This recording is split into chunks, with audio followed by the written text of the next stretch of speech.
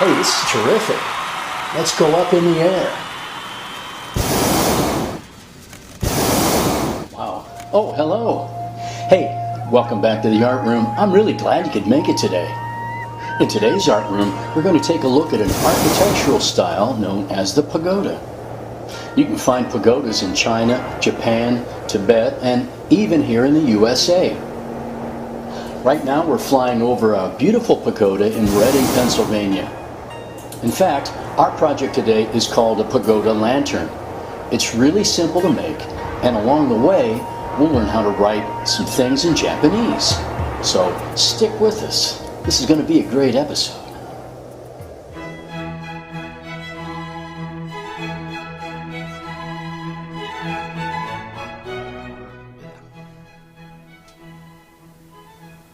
Okay, welcome back to the art room for our episode about the Pagoda Lantern. I can hardly wait to show you this one. But before we do, James, would you tell us what supplies we need? Okay, for this project, we are going to need a 12 by 18 sheet of construction paper, or smaller will work too, a colorful piece of any size paper, scissors, markers, a piece of string, and your imagination. Okay, so here we go. The Pagoda Lantern. What a cool way to cut and fold paper. Really a neat thing to hang on your porch, your patio, or wherever. And then, as we said, we're going to learn a little bit of Japanese drawing there, or characters. So, to begin our Pagoda Lantern, here's what we need. This is a 12 by 18 sheet. If you don't have 12 by 18, you can still use 9 by 12. It's just going to be a little bit smaller. So let's get started. We're going to do a diagonal fold, and that's when you go corner to corner here like that, straight up the side. Okay. Bend your paper down like that. Take your scissors, and you're going to want to cut off that remaining part. Okay, good. Now let's open it back up again, and we're going to flip it over. So what we want to do is decorate this thing. This is the way I decorated my first one, with geometric shapes. It worked out really well, especially when it's all cut up. It has a really neat look about it. So what I've got here is 5 of my favorite colors, and I'm just going to start like this. I think I'm going to do circles first. So I'm going to randomly do some circles. Just put them in there. Don't worry too much about if they're perfectly spaced or if they're even with one another or anything like that. I'll put a little guy in there, put another one in there. Okay, circles. And I think this time I'm going to do squares. So let's do some squares. Rotate your paper around.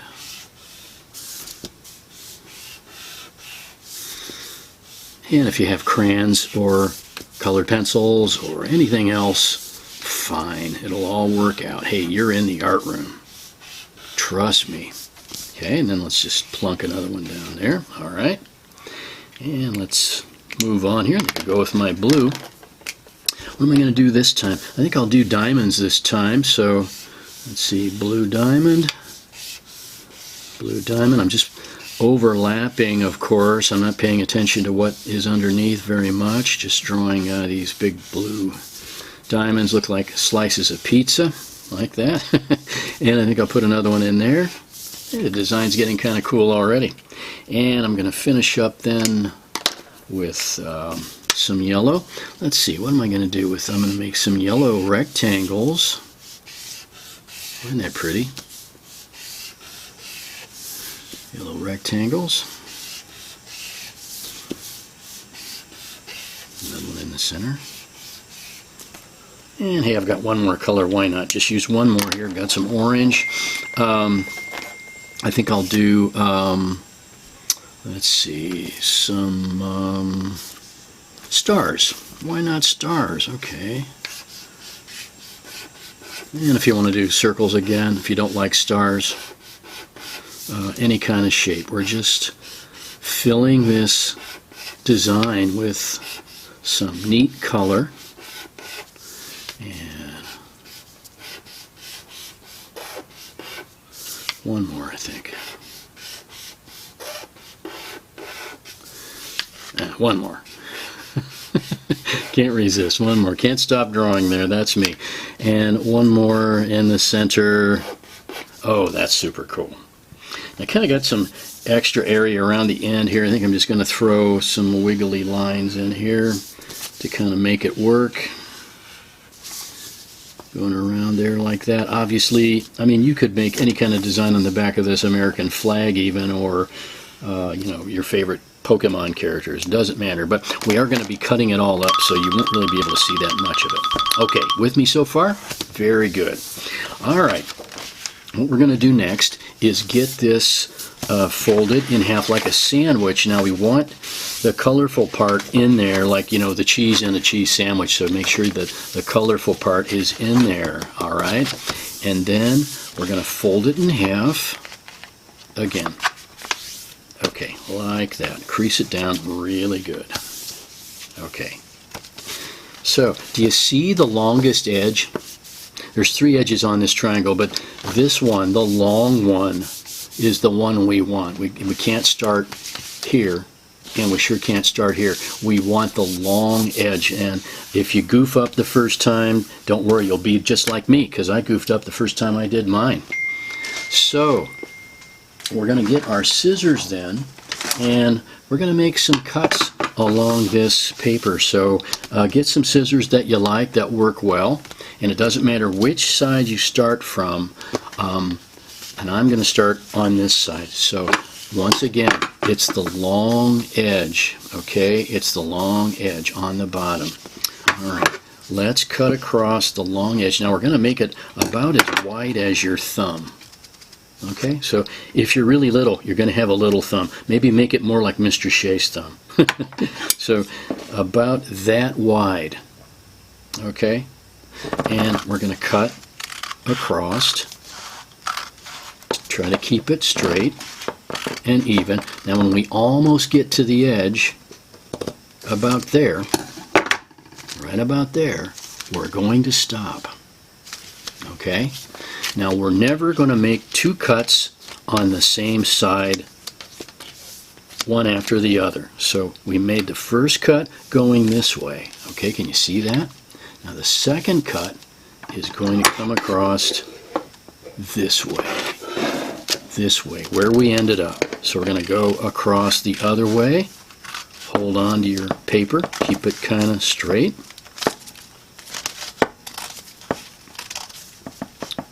And when you almost get to the edge, then stop. Okay, it's kind of like a maze in a way. So which side do we go next? Somebody raise their hand. You're right. This time we're going to go back the other way. Okay, so we went that way, and now we're going to go back the opposite way.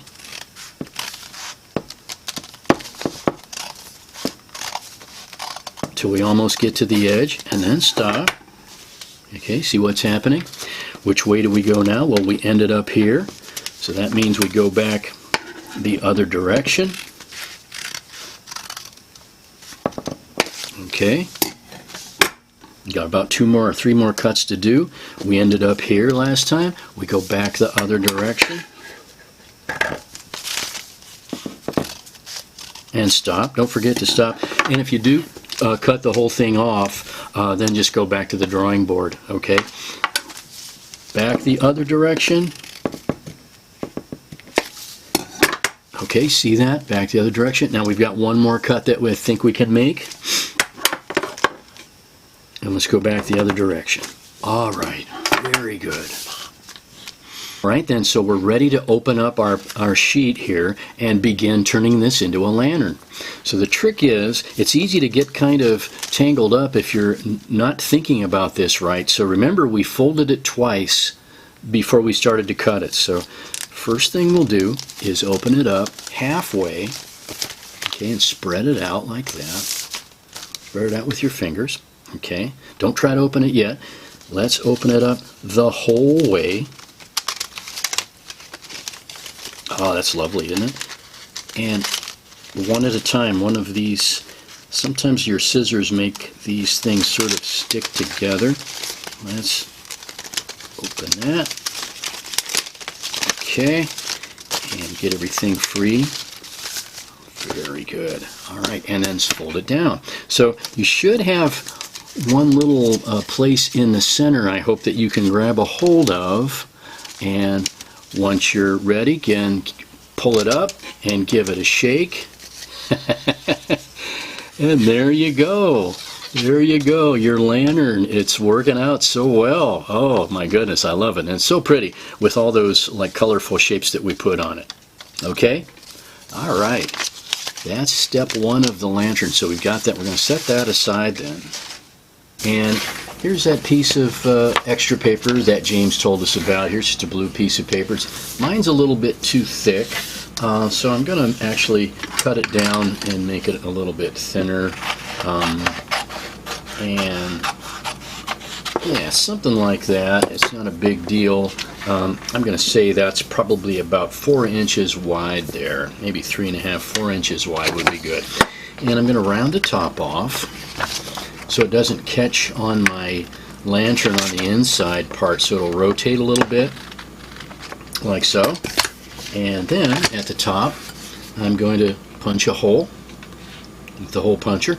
And if you don't have a hole puncher, just put a pencil hole through the top. Okay, so here's how we write the Japanese symbol for love. It's a good word, isn't it? I like that word. So this is called the kanji alphabet, by the way. So we're just going to start, and if we were Japanese children or Japanese adults or whatever, we'd be using a paintbrush to do this. Maybe someday in the art room we'll get some paintbrushes and India ink, and we'll do some calligraphy in Japanese. So this is the kanji alphabet, though, and we're just going to be using markers today. So somewhere in the middle here, we'll start, and we'll just kind of draw a line like that. And I'm going to go kind of fast here, so feel free to stop me, stop the tape if you need to. And then I'm going to make another line like that. Excuse me. And since this would be a brush line, we're going to try to give our lines kind of a nice character, kind of a nice thick to thin kind of a look. Okay? And we're going to come back like this. Kind of like drawing a box here almost. Excuse me. And then down for a shape like that. Okay? And then right about here in our little square area, we're going to make a kind of a downstroke like this that has a thick to thin line, like that. Alright, doing great so far. Hope you are. And don't worry about this too much. It's going to look great. Over here then, I'm going to come out with a line that looks like this.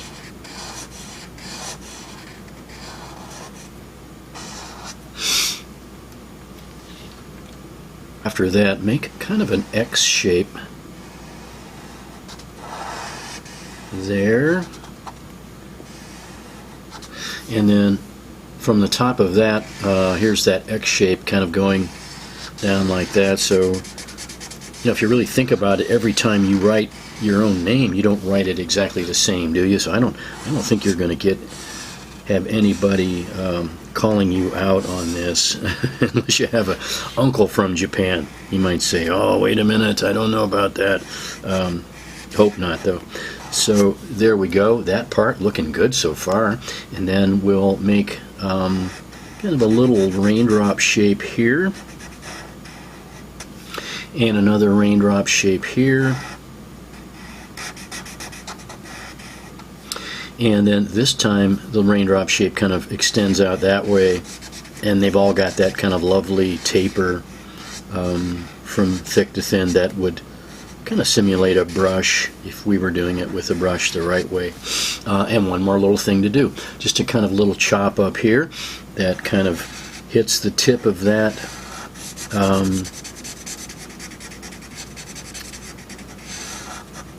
last little raindrop shape we made, and there we go. We've just written the symbol for love.